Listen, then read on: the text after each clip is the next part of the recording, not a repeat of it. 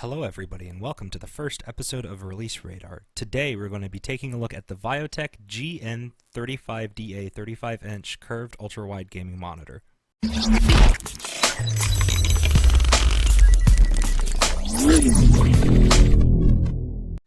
Starting things off, I'd like to say that I've never actually heard of the company Viotek prior to making this video, and this monitor will set you back on Amazon about $359.99. So, taking a look at some of the key features in the monitor, something that I really like that my ultra-wide monitor that I use on the daily doesn't even have is that this monitor has adjustable swivel, tilt, and height adjustment, and VESA mounting capabilities.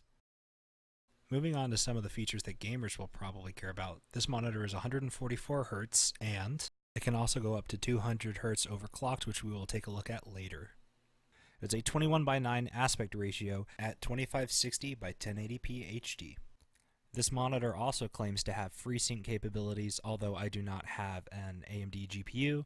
I am using a nvidia GeForce GTX 1660 Ti in the build that I am testing this monitor out with. To test out this monitor, I'm going to be playing Far Cry 5 with a GeForce GTX 1660 Ti and Ryzen 5 2600X on an extra PC.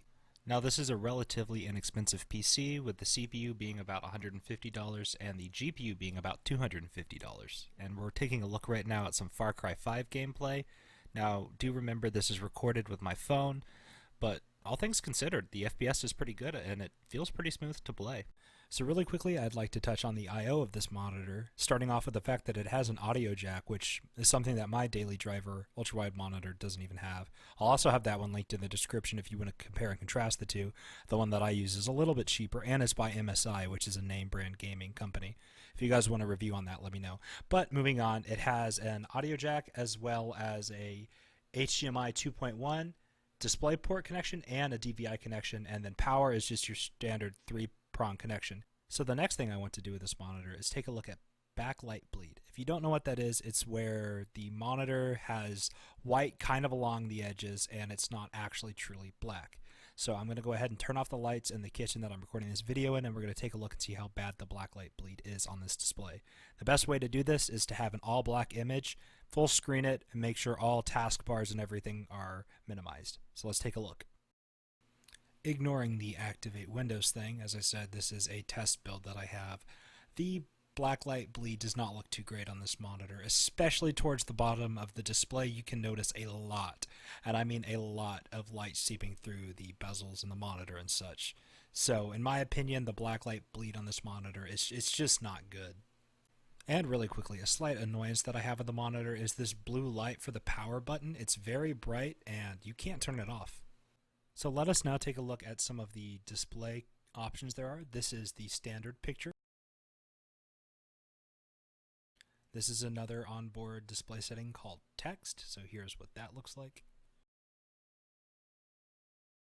The next onboard configuration is called movie, so here is that.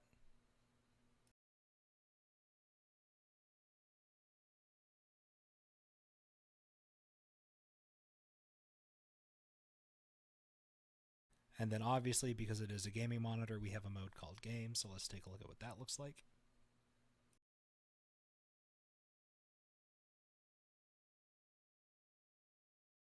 Then we have FPS, because once again, it is a gaming display.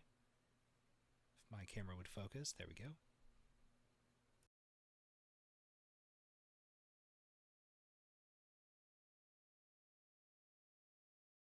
Then we have RTS, which is another gamer-esque display mode. And that was the last of the 5 different color configurations, so I'm going to play all 5 of them one after another to see what you guys think.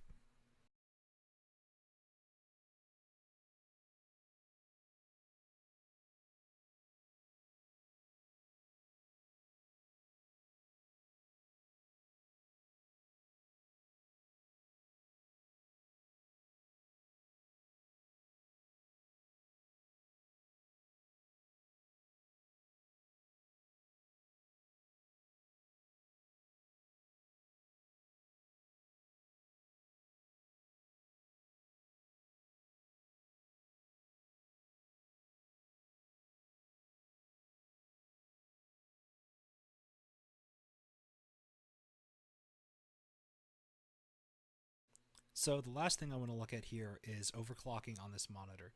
So I'm going to show you guys really quickly my Overwatch settings that I have. I have my render resolution at 100% and I'm on the high preset on this ultra-wide monitor, the resolution of which is 2560 by 1080, and I'm getting about 140-ish FPS or 150-ish FPS on my normal settings. So I'm going to go ahead and open the options menu back up, and then I'm going to go back to video and then click on the resolutions, and you can see that there's 144 Hertz, 165 Hertz, 190 Hertz, and 200 Hertz.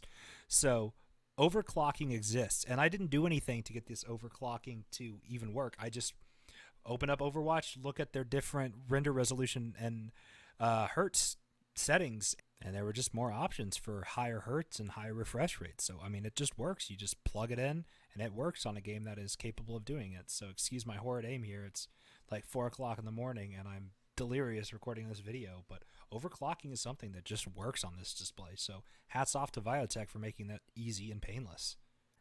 So in conclusion, do I recommend this Viotek monitor? Yeah, I really do, especially considering how expensive competitors like Acer get with their Acer Predator series of ultra-wide gaming monitors. Their similar spec Acer Predator Z35 is $600, and you pretty much get the same feature set in this Viotek monitor. So yeah, I recommend this display to anybody who's looking at picking themselves a new ultra-wide monitor for the holidays or just in general. So thank you guys so much for watching this video.